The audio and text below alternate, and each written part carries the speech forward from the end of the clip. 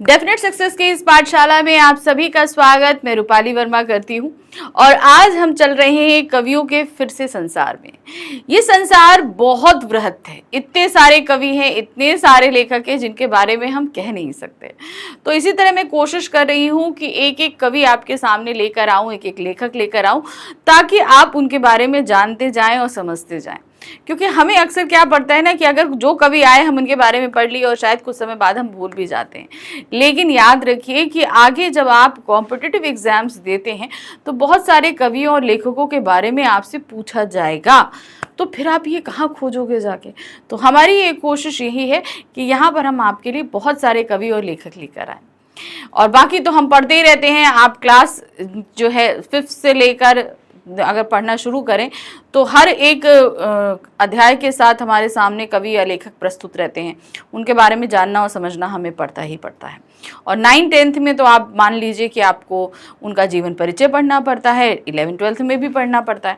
तो एक तरीके से हम काफ़ी एक लंबा टाइम पीरियड इन कवियों और लेखकों की रचनाओं को पढ़ने में निकालते हैं। तो आखिर क्यों नहीं इनके जीवन के बारे में हम जानें और समझें। तो इसी तरीके से हमारी इस सीरीज में ये कोशिश है कि हम इनके जीवन के परिचय से आपको अवगत कराते रहें। तो आज जो हम कवि लेकर आए हैं वो है रामधारी सिंह दिनकर। तो इनका जीवन परिचय और रचनाएं आज हम देखने वाले हैं। सबसे पहले हम देखेंगे जीवन परिचय क्या है। रामधारी सिंह दिनकर का जन्म बिहार के मुंगेर जिला के सिमरिया गांव में 30 सितंबर 1908 ईस्वी में हुआ था। आप ध्यान रखिएगा, पहली चीज किस स्टेट में हुआ? बिहार में हुआ। बिहार के बाद कौन सा जिला है? मुंगेर जिला है।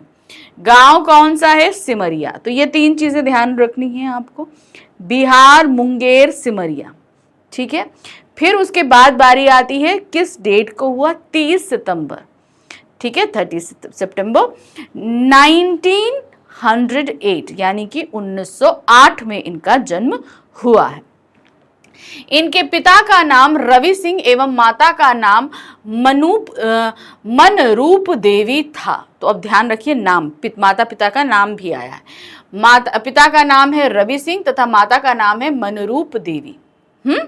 तो ये दो सेकंड लाइन में फिर से दो कुछ ऐसे क्वेश्चंस बन सकते हैं। फिर आते हैं, बाल्यावस्था में ही इनके पिता का देहांत हो जाने के कारण इनकी माता जी ने इनका पालन किया। अब जब ये छोटे थे ना, तभी इनके पिता का देहांत हो गया, जिसकी वजह से इनकी माता को एज अ सिंगल पेरेंट जो है अपने पुत्र का ध्यान पालन पोषण करना पड़ा। किनका? रामधारी सिंह दिनकर जी का। मोकाम घाट में हाई स्कूल करके पटना विश्वविद्यालय से बीए की परीक्षा उत्तीर्ण की। अब माँ ने उन्हें पाला पोसा, तो इन्होंने क्या किया?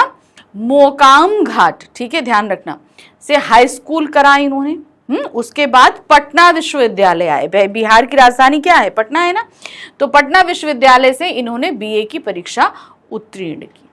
मोकाम घाट में विद्यालय में प्रधानाचार्य के पद पर कार्य किया और फिर इसके बाद सब रजिस्ट्रार के पद पर भी काम किया। अब जिस स्कूल से इन्होंने हाई स्कूल किया था उसी स्कूल में एज अ प्रिंसिपल भी इन्होंने वर्क किया। ठीक है, दिया है ना, देखो, मोकाम घाट के विद्यालय में प्रधानाचार्य के पद पर भी कार्य किया और फिर उसके बाद सब रजिस्ट्रार के पद पर भी कार्य किया। ये मुजफ्फरपुर कॉलेज में हिंदी विभाग, मुजफ्फरनगर जो है ना वो आपका विद्यालय है, ध्यान रखिएगा, वहां पर कॉलेज है, वहां हिंदी विभाग के अध्यक्ष भी रहे।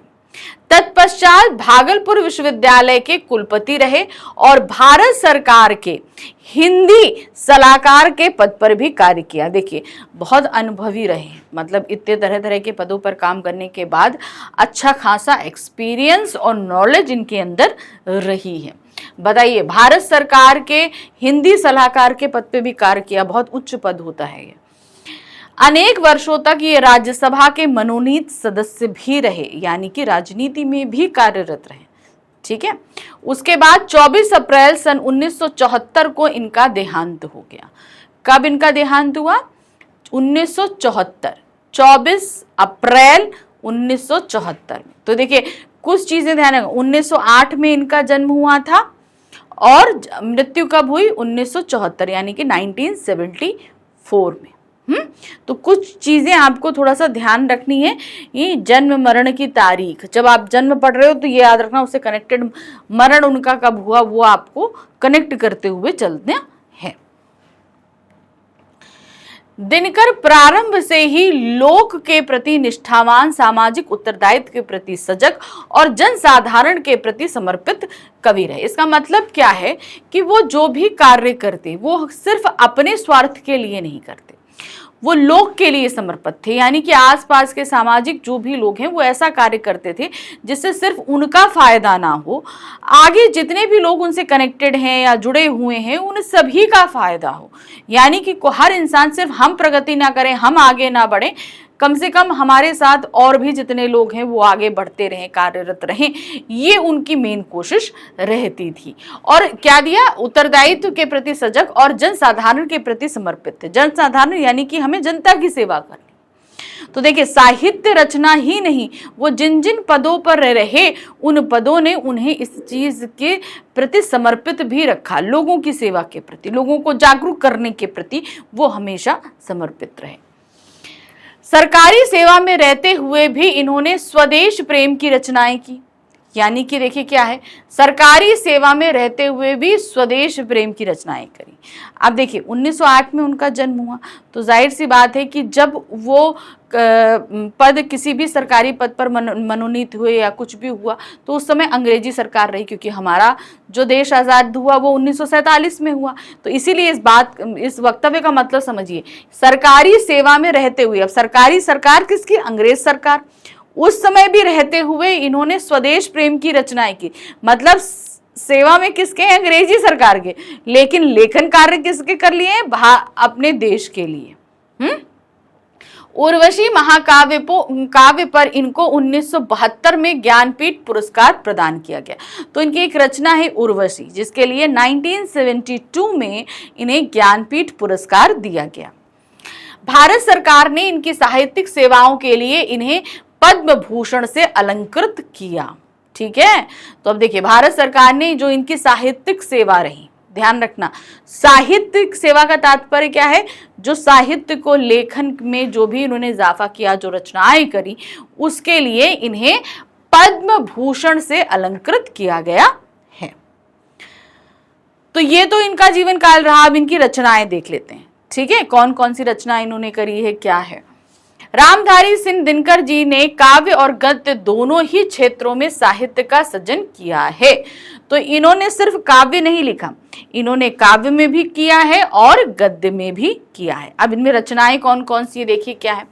रेणुका, हुंकार, रसवंती, वृंदगीत, सामधेनी, कुरुक्षेत्र, रश्मि थी, उर्वशी, परशुराम की प्रतीक्षा, नीम के पत्ते, नील कुसुम, चक्रवाल, बापू, इतिहास के आंसू, सीपी और शंख, नए सुभाषित, आत्मा की आंखें, हारे को हरि नाम आदि, ये सभी क्या है, इनकी काव्य रचनाएं हैं। ध्यान रखना, ये सभी क्या है, काव्य रचनाएं। इनकी कविता का चरमोत्कर्ष उर्वशी से दृष्टिगोचर होता है। तो उर्वशी इनकी सबसे उत्तम रचना रही, जिसके लिए इनको ज्ञानपीठ पुरस्कार भी मिला था। इसमें पुरुरवा सनातन नर के प्रतीक हैं। पुरुरवा कौन है, उस उर्वशी के जो नायक रहे वो। उर्वशी सनातन नारी की और इसके माध्यम से दिनकर के पुरुषार्थ चतुर्स्य में मोक्ष प्राप्ति के विधान को बताया है। तो उर्वशी एक ऐसी रचना है जिसके माध्यम से सनातन के प्रति ये कितना समर्पित रहे हैं ये चीज बताया, और साथ ही साथ मोक्ष, सनातन में मोक्ष का बहुत बड़ा महत्व है। तो वो मोक्ष कितना मायने रखता है इसके बारे में भी उन्होंने बताया है। रश्मि रथी प्रबंध काव्य है, जिसमें महाभारत के उपेक्षित पात्र कर्ण का पुनर्मूल्यांकन किया गया है और गरिमामय पात्र के रूप में अंकित किया गया है। तो देखिए, एक ये प्रबंध काव्य, रश्मिथी क्या है, एक प्रबंध काव्य है जिसमें महाभारत से उपेक्षित कौन थे, कर्ण। आप सभी को पता है कि कर्ण बहुत बड़े धनुर्धर थे, बहुत अच्छा व्यक्तित्व था, लेकिन सिर्फ उनकी एक गलती थी कि उन्होंने दुर्योधन यानी कि गलत का साथ दिया। इसलिए महाभारत में एक बहुत ही उपेक्षित कैरेक्टर माना गया उनको। तो उसके लिए उन्होंने एक पूरा ही रचना करी जो थी रश्मि रीति, जिसमें हमने कर्ण के बारे में बहुत ज्यादा इन्होंने दिया ना यहाँ पे पुनः मूल्यांकन का मतलब होता है कि उनका जो कैरेक्टर महाभारत में दिया गया है उसको उन्होंने उससे अलग हट के इनके पूरे कैरेक्टर को उभारने, समझने और समझाने का प्रयत्न किया है और उसे गरिमामय पात्र के रूप में अंकित किया है। कि मतलब जो एक व्यक्ति दुर्योधन यानी गलत का साथ दे रहा है तो उसे हम गलत ही समझें ऐसा जरूरी नहीं है, लेकिन इनकी इस रचना में कर्ण को एक बहुत ही अच्छे पात्र यानी कि एक सोफिस्टिकेटेड कैरेक्टर के रूप में समझाया गया है कि भले वो दुर्योधन का साथ दे रहा हो, गलत का साथ दे रहा हो, लेकिन अगर हम उसे इंडिविजुअल दुर्योधन से अलग करके देखने की कोशिश करें तो वो एक बहुत ही अच्छा कैरेक्टर रहा है जो समाज के लिए, सभी के लिए काफी प्रेरणादायक भी है। दिनकर ने संस्कृति के 4 अध्याय के रूप में एक श्रेष्ठ गद्य रचना लिखी है। अभी हमने इनकी इतनी सारी काव्य रचनाएं करी तो लेकिन हमने स्टार्टिंग में क्या देखा था कि इन्होंने काव्य और गद्य दोनों में लेखन कार्य किया है। तो अब गद्य रचना उनकी कौन सी है? वो है संस्कृति के 4 अध्याय। दिनकर की डायरी भी एक उच्च कोटि की रचना है। अब कहते हैं ना डायरी लेखन बहुत अहम होता है। आप यात्रा के बारे में लिख सकते हैं, अपने डेली के बारे में, अपने अनुभवों के बारे में, कई तरीके की डायरियां लिखी जाती हैं। तो दिनकर की डायरी भी इनकी एक ऐसी ही रचना है जिसमें उन्होंने काफी चीजों को उजागर किया है। इसके अतिरिक्त भी दिनकर की अनेक गद्य रचनाओं में उनका गंभीर चिंतन एवं अध्ययन मनन व्यक्त हुआ है। तो इसके अलावा उनकी गद्य में और भी बहुत सारी रचनाएं हैं जिसमें हम देखते हैं कि दिनकर जी ने अपने एक बहुत ही अलग व्यक्तित्व का परिचय दिया है। तो अगर दिनकर जी को समझना है तो ये सारी चीजें समझना जरूरी है कि देखिए हमने इतना तो जाना कि रामधारी सिंह दिनकर जी के बारे में जब हमने उनका परिचय पढ़ा तो ये समझा कि वो बहुत ही अनुभवी व्यक्ति रहे, बहुत ही ज्ञानी व्यक्ति हैं, क्योंकि जिन जिन पदों पे रहे उन पदों में उन्होंने बहुत सारी चीज़ों को सीखा और उनकी रचनाओं में उनका ये ज्ञान और अनुभव हमें देखने को मिलता है। रामधारी सिंह दिनकर जी की आपने बहुत सारी कविताएं पढ़ी होंगी, उनमें ये सारी चीज़ें हमें देखकर सामने आता है। तो देखा कितनी जल्दी हमने रामधारी सिंह दिनकर जी के बारे में जान लिया। तो इसी तरीके से हम बहुत सारे कवि और लेखन लेकर आ रहे हैं और ये सभी कहाँ पर मिलेंगे आपको कवि और लेखक? सिर्फ डेफिनेट सक्सेस पाठशाला के इसी चैनल पे। तो ध्यान रखिएगा, इसे लाइक, सब्सक्राइब, शेयर जरूर कीजिए। ध्यान रखिए इस संसार में हम बहुत सारे कवियों को लेकर आ रहे हैं, तो आपको डेली एक नए कवि की जानकारी प्रदान की जा रही है। ध्यान से देखिएगा बहुत अच्छे से। तो मिलते हैं फिर से अगली बार एक नए कवि और लेखक के साथ में। Thank you for watching. Bye bye.